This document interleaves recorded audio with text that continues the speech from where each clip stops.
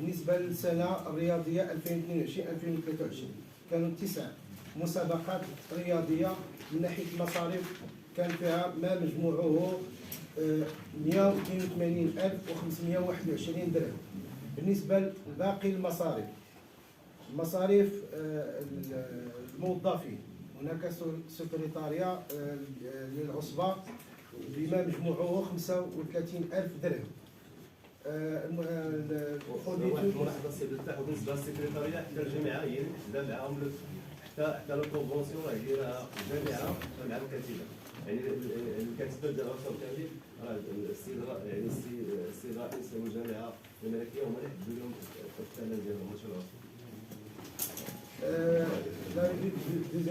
دونك بالنسبه لي فورنيتور كبير 8,085,000 درهم و85.60 مصاريف